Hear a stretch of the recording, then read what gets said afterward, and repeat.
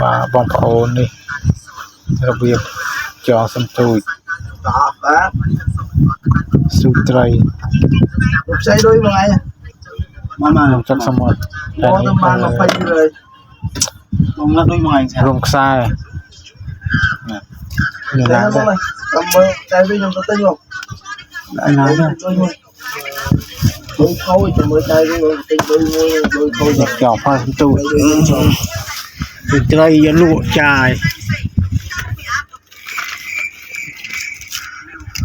ai chưa được nghe đang ở bạn đi ăn trời